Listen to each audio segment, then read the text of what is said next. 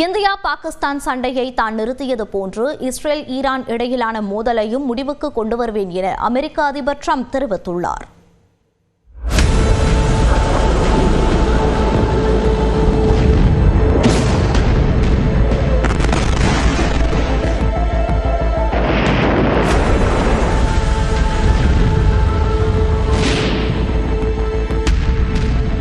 Operation rising lion, operation true promise 3 Israel மற்றும் Iran மாறி மாறி தாக்குதல் நடத்துவதற்கு வைத்துக் கொண்ட பெயர்கள்தான் இவை.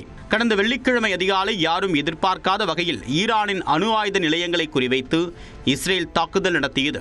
இதில் ஈரானின் பாதுகாப்பு படை தளபதி, அணு விஞ்ஞானிகள் உட்பட பலர் உயிரிழந்தனர். இதனால் ஆத்திரமடைந்த ஈரான் இஸ்ரேல் மீது அலையலையாக ஏவுகணைகளை வீசியது. இதையடுத்து 2 நாடுகளும் 4வது நாளாக இரவு பகல் பாராமல் வான் தாக்குதலை நடத்தி வருகின்றன. இஸ்ரேலின் வான் பாதுகாப்பு கவசமான அயன்டோமை கடந்து சென்று ஈரான் நடத்தக்கூடிய தாக்குதல்களால் இஸ்ரேலின் பல நகரங்கள் கடுமையாக சேதத்தை சந்தித்துள்ளன.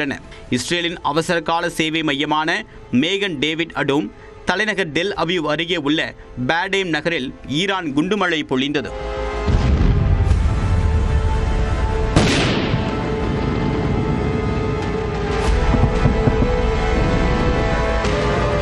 இதில் அடுக்குமாடி குடியிருப்பில் இருந்த 2 குழந்தைகள் உட்பட 7 பேர் உயிரிழந்தனர்.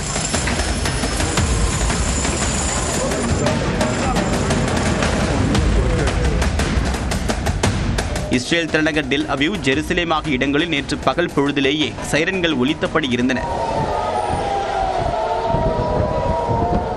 ஈரான் நடத்திய தாக்குதலில் இதுவரை 15 பேர் உயிரிழந்திருப்பதாகவும் 380க்கும் மேற்பட்டோர் காயமடைந்திருப்பதாகவும் இஸ்ரேல் தெரிவித்துள்ளது. இதனிடையே ஈரான் மீது இஸ்ரேல் கடுமையான தாக்குதலை நடத்தி வருகிறது. இஸ்ரேலில் இருந்து சுமார் 2300 கிலோமீட்டர் தொலைவில் உள்ள ஈரானின் மஸ்ஸாத் விமான நிலையத்தில் இருந்த விமானம் மீது தாக்குதல் நடத்தியது. இதனை கண்டு அந்த பொதுமக்கள் அலறியடித்து ஓடினர்.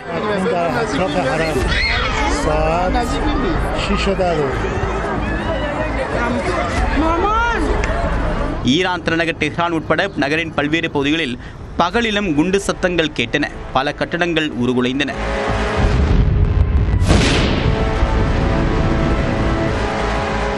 ஈரானில் ஆட்சி மாற்றம் ஏற்பட்டால் சண்டையை நிறுத்துவதற்கு வாய்ப்பு இருப்பதாக தனியார் ஊடகத்திற்கு அளித்த பேட்டியில் இஸ்ரேல் பிரதமர் நெத்தன்யாகு குறிப்பிட்டுள்ளார். சண்டை நிறுத்தம் தீர்வு அல்ல என்று சுட்டிக்காட்டிய நெத்தன்யாகு, அணு ஆயுத தயாரிப்பை ஈரான் கைவிட வேண்டும் என்பதே தங்களின் நிலைப்பாடு என்றார். இத்தகைய சூழ்நிலையில் தன்னுடைய சமூக வலைதள பக்கத்தில் பதிவேற்றக்கூடிய அமெரிக்க அதிபர் ட்ரம்ப், இந்தியா பாகிஸ்தான் சண்டையை தான் நிறுத்தியதை போன்று இஸ்ரேல் ஈரான் மோதலை நிறுத்துவேன் என்று குறிப்பிட்டுள்ளார். இருதரப்பிலும் பல்வேறு கட்ட பேச்சுவார்த்தை நடைபெற்று வருவதாக கூறிய ட்ரம்ப், விரைவில் அமைதி ஒப்பந்தம் ஏற்படும் என்றும் நம்பிக்கை தெரிவித்துள்ளார். உலகில் பல நாடுகளுக்கிடையே நடைபெறக்கூடிய பிரச்சனைகளுக்கு தான் தீர்வு கண்டு வரக்கூடிய நிலையில் அதற்கான அங்கீகாரம் தனக்கு கிடைக்கவில்லை என்றும் ட்ரம்ப் புலம்பியுள்ளார். இந்தியா பாகிஸ்தான் சண்டையில் அமெரிக்காவின் தலையீடு இல்லை என்று மத்திய அரசு தெரிவித்து வருகிறது. ஆனால் மீண்டும் மீண்டும் தான் காரணம் என்று ட்ரம்ப் வெளிப்படுத்தி வருவது குறிப்பிடத்தக்கது. இந்நிலையில் இஸ்ரேல் நடத்திய தாக்குதலில் ஈரான் புரட்சிகர பாதுகாப்பு படையின் உளவு பிரிவு தலைவர் முகமது காசாமி கொல்லப்பட்டார். மேலும் துணைத் தலைவர் ஹாசன் மற்றும் தளபதி மொஹ்சேனும் கொல்லப்பட்டார்.